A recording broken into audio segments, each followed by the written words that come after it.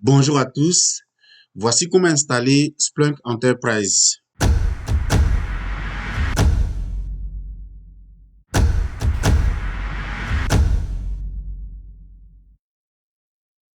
Donc, juste dans Google, je vais taper Splunk.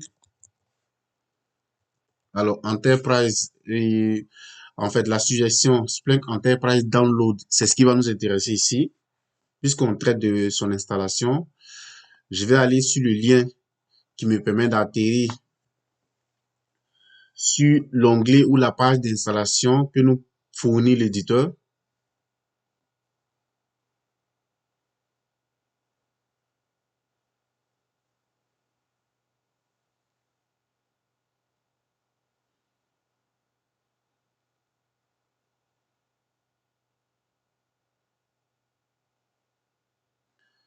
Là, ça s'affiche progressivement.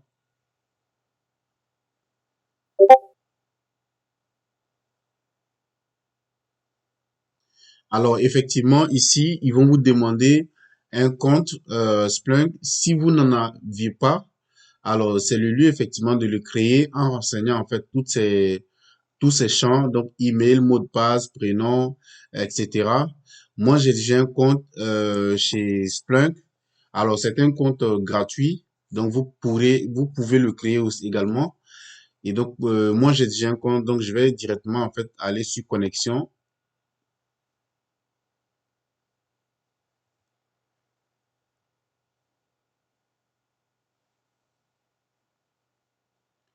Alors, je vais renseigner mes identifiants. Donc, c'est mon mot de passe personnel, c'est mon email personnel. Ensuite, le mot de passe.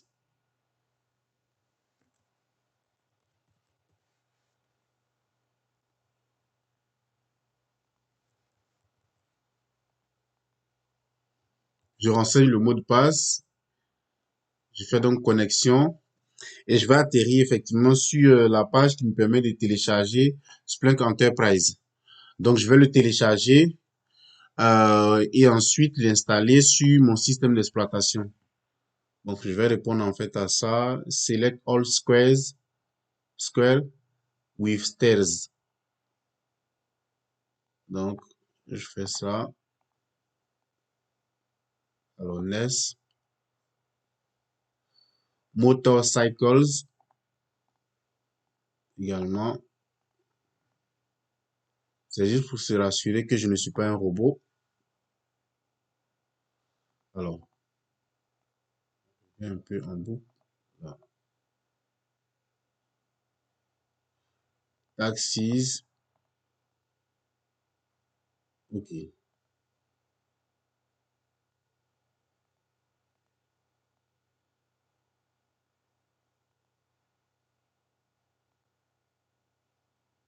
Motorcycles again. Ça revient à répétition. What is wrong with me? Fire hydrants. What is wrong? Pourquoi est-ce que ça continue?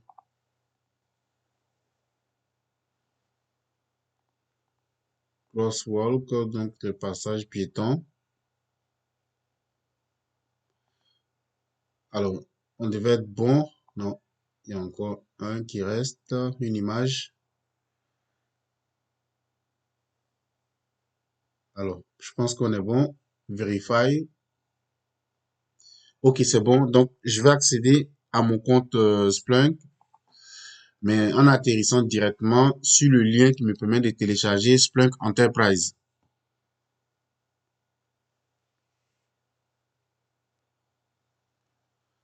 Alors, donc on a le package pour une installation qui se veut d'être fait sur du Windows. On a aussi des packages pour du Linux et du macOS. Donc moi, en fait, je vais être intéressé par le package pour Linux parce que je veux l'installer sur le système d'exploitation Linux qui est là, en l'occurrence Kali Linux. Bon, Kali Linux, en fait, c'est une dérivée euh, d'un des noyaux de Unix. Ok, comme vous le voyez ici, bon là, en fait, c'est en français, mais on peut aussi, en fait, avoir des pages 100% anglais pour ceux qui ne comprennent que de l'anglais. Donc, cette version est tel qu'il est dit ici, au bout de 60 jours, vous pouvez obtenir une licence gratuite, perpétuelle ou acquérir une licence Splunk Enterprise pour continuer d'utiliser les fonctionnalités élargies conçues pour les déploiements en grande entreprise. Donc là, en fait, quand j'aurai installé en fait cette version de Splunk Enterprise, alors je l'aurai pour 60 jours. Et en fonction de mon usage quotidien, de l'usage quotidien que j'en fais, effectivement, l'éditeur peut décider d'étendre la licence, enfin, en gros, la licence qui m'a permis de l'utiliser sur les 60 jours. Donc, je peux avoir, au bout des 60 jours, alors, un accès permanent ou une licence gratuite et effectivement continuer à bénéficier des fonctionnalités élargies. Donc, mon paquet d'installation ici, je vais être intéressé par du Linux. Alors, il y en a plusieurs. Donc, je vais juste prendre le package d'extension TGZ. Bon, ça dépend en fait de mon système d'exploitation. Comme ici, en fait, j'ai du Kali Linux. C'est pour cela que je suis intéressé par du point TGZ. Je vais juste copier ce lien. On a l'utilitaire wget qui permet de faire des téléchargements directement en console. Donc, ouvrons donc une console. OK. Alors, je vais donc copier le lien, paste.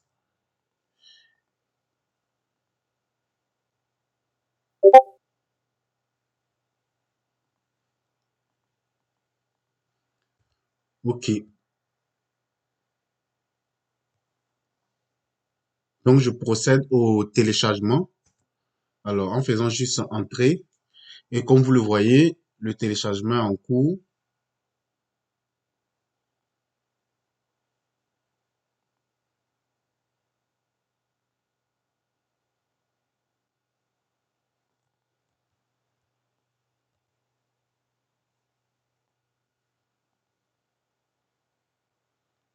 Donc, on a 25%, 28.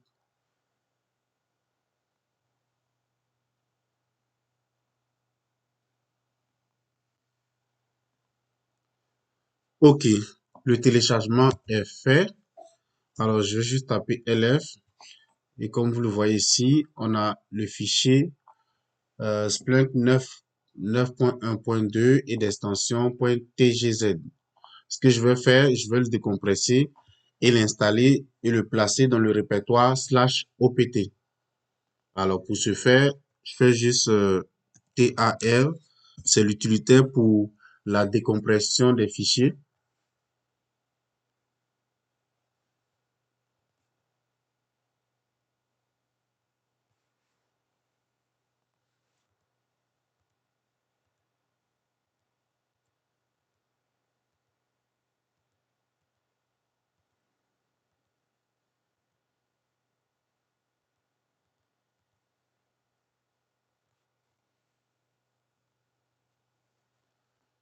Donc, c'est TAR-ISVZF et le package en question. Donc là, je fais -c/opt. Donc, je vais le décompresser et le placer directement dans le répertoire /opt. Ça va prendre un peu de temps.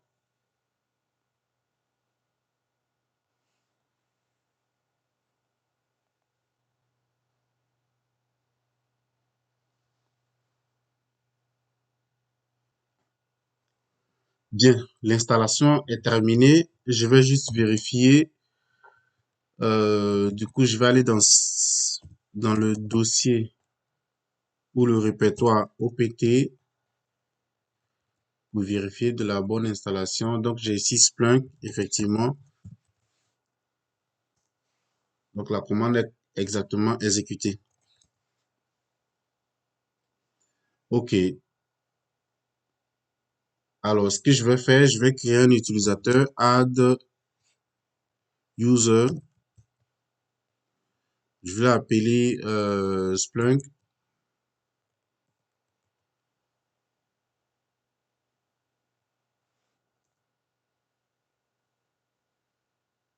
Ok, je vais lui donner le mot de passe. Un mot de passe personnalisé. Alors, tout le reste, default, default, default.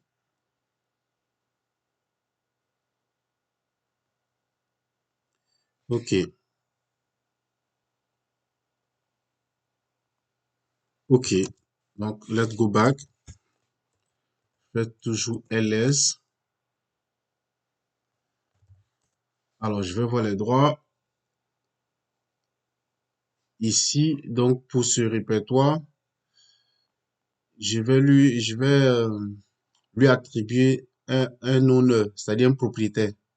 Donc, ici, je vais attribuer, en fait, au répertoire Splunk, l'utilisateur Splunk que j'ai créé tout à l'heure. Donc, c'est change owner, donc shown, -r, Splunk,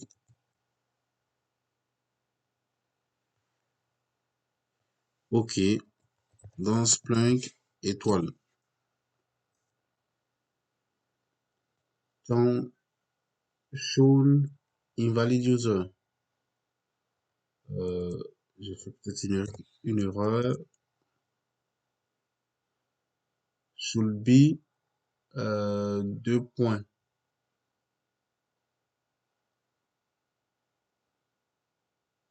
Alors, je vais réessayer. Je vais réessayer avec les deux points. Ok. Donc là, c'est bon. Alors, je vérifie les droits. Donc ici, le owner, c'est désormais l'utilisateur. Le owner du répertoire Splunk, c'est désormais l'utilisateur Splunk. Bon, en vrai, c'est avec Splunk de part et d'autre, ça fait une sorte de redondance. Mais retenez juste que, en fait, Splunk, à ce niveau, ça, c'est l'utilisateur. Et Splunk, en fait, en bleu foncé, ça, c'est le dossier ou le répertoire. Donc, une fois que cela est bon, je vais procéder au démarrage ou au lancement de Splunk Enterprise.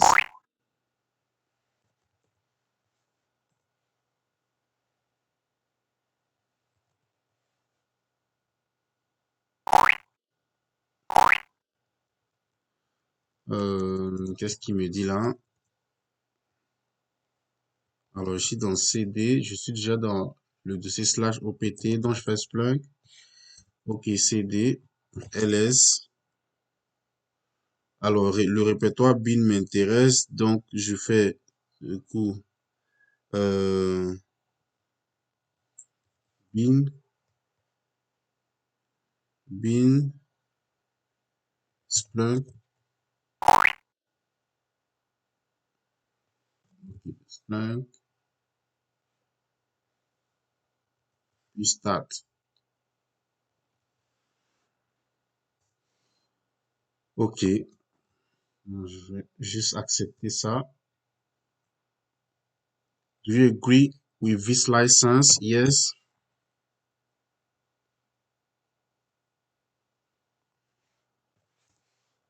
Okay. Please enter an administrator name.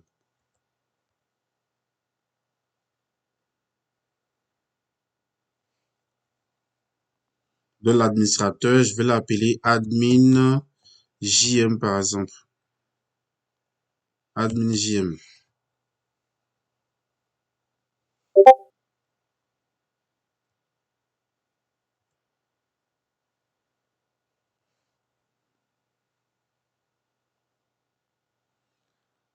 Admin JM. Ok. Je vais lui donner un mot de passe aussi.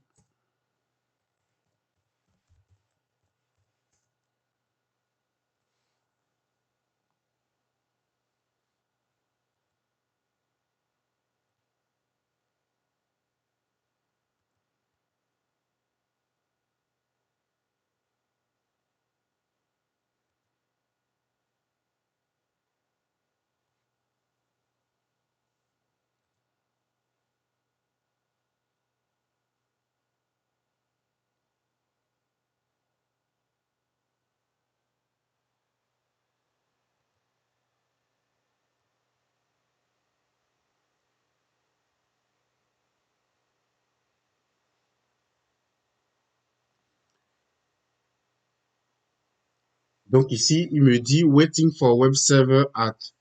Donc H deux fois TP, donc HTTP. Ça, c'est l'adresse IP de la boucle locale, donc localhost, et sur le port 8000 to be available. Donc, une fois qu'en fait c'est disponible, je devais pouvoir accéder à l'interface de Splunk Enterprise.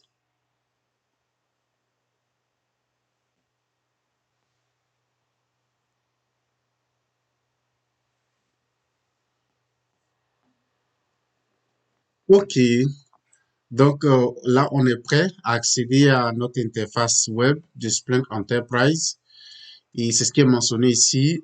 The Splunk Web Interface is at. Alors, je vais juste copier en fait ça.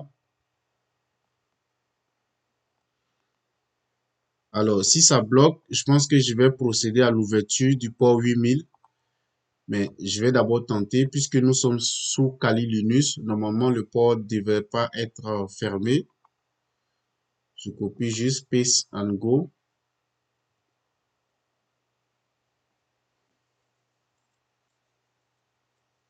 Là, on est bon.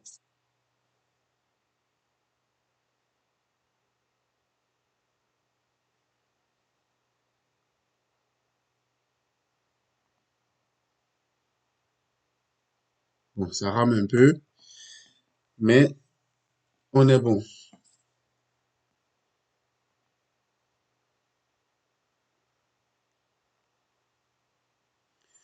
OK, donc je vais rentrer juste mes identifiants que j'avais créés en CLI.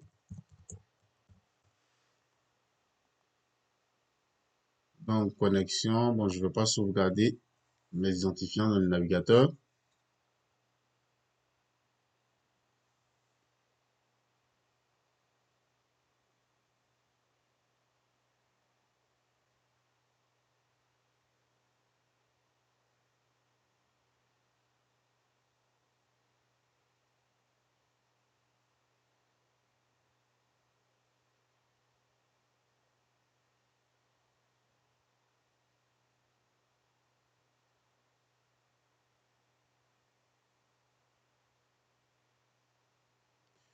OK, donc là, je suis connecté sur l'interface d'administration de Splunk Enterprise. Alors, Splunk Enterprise a beaucoup de fonctionnalités et aussi via, par exemple, ce qu'on appelle Find More App, on a la possibilité de faire évoluer en fait notre Splunk, particulièrement en ajoutant l'application Splunk Enterprise Security. Alors, notre Splunk Enterprise va devenir réellement un vrai CIEM. Sinon, au niveau actuel où nous sommes, c'est un agrégateur de log. Euh, c'est un agrégateur de logs. Il va vous permettre aussi de pouvoir faire des recherches sur ces logs. Il va vous permettre aussi de pouvoir installer en fait ce qu'on appelle en fait des macros. Bref, il y a plusieurs choses qu'on peut faire avec cet outil. Mais pour l'heure, effectivement, la vidéo, c'était pour vous montrer comment l'installer ou le déployer sur une machine Linux.